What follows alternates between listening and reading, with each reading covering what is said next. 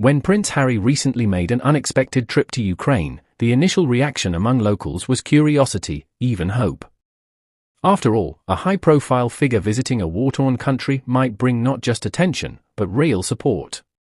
But as the dust settled and the camera flashes faded, a different sentiment began to emerge, one of confusion, disappointment, and even anger. "He brought cameras, not aid," one Ukrainian local reportedly said. It felt more like a show than a mission. In a country still grappling with the relentless toll of war, survivors, soldiers, and civilians alike are in desperate need of tangible assistance, medical supplies, reconstruction support, food, shelter, and security.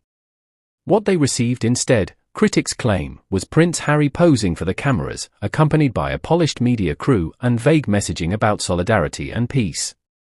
For many, it seemed less like humanitarian outreach and more like a carefully orchestrated PR stunt. It's not the first time Harry has been accused of using tragedy or serious causes as a backdrop for brand building.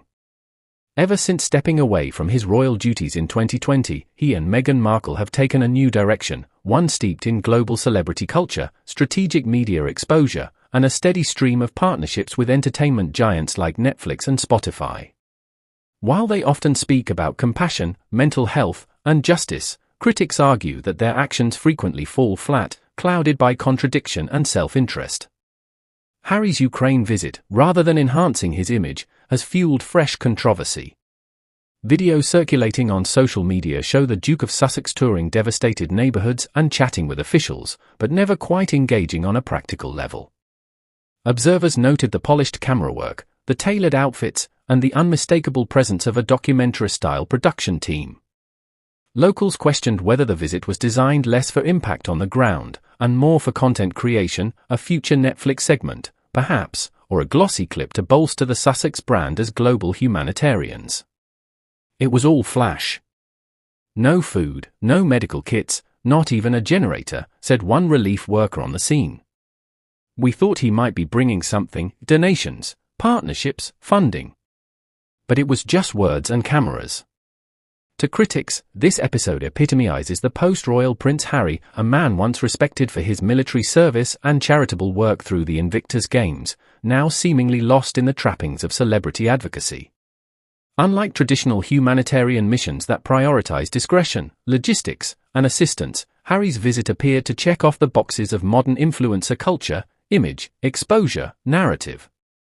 This isn't to say that high-profile visits to conflict zones don't have value. Awareness can be a powerful tool, and celebrity attention can influence donors and politicians. But timing, sincerity, and substance matter. When those elements are missing, the result feels hollow, and in this case, offensive to those living in war's harsh reality. What's more, many are questioning the authenticity of Harry's motives. After years of accusing the media of exploiting him and his family, the Duke has arguably become a savvy media operator himself. From the Oprah Winfrey interview to the Netflix docuseries and Harry's memoir Spare, the Sussexes have perfected the art of public vulnerability combined with curated storytelling. Critics suggest that Harry's appearance in Ukraine follows the same pattern: enter a high-stakes setting, issue emotional reflections, and transform the experience into content. The backlash to his Ukraine visit isn't just coming from locals.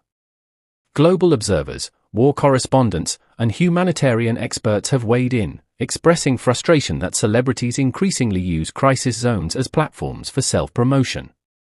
Some have likened the visit to trauma tourism, the act of inserting oneself into devastated environments, not to help, but to be seen helping.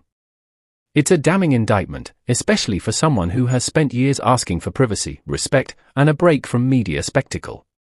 Harry's critics argue that he wants it both ways: freedom from royal duties, but the continued leverage of royal status, a quiet life, but a Netflix camera crew in tow, empathy for the suffering, but little actual aid for those suffering.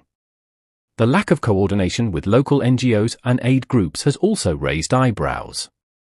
Usually, visits of this nature involve collaboration with relief agencies to ensure the visit brings real benefits and minimizes disruption. But sources suggest that Harry's team made minimal contact with frontline groups, instead focusing on photo-friendly locations and symbolic gestures. The result, say some, was chaos and confusion, with security details and cameras crowding already overwhelmed spaces. Adding to the criticism is the fact that Harry reportedly left without committing to any specific long-term support. There were no major donation announcements, no new partnerships unveiled, no new initiatives launched. It was, as one observer put it, a whirlwind of words and optics, then gone, like he was never here. This incident comes at a time when Harry and Meghan are reportedly rebranding, seeking to rebuild their image following declining public support and the underwhelming reception of recent projects. Their Spotify deal ended abruptly. Their Netflix content has lost momentum. And public sentiment, especially in the UK, has cooled. The Ukraine trip may have been seen as a way to reignite their humanitarian credibility. But if that was the plan, it may have backfired.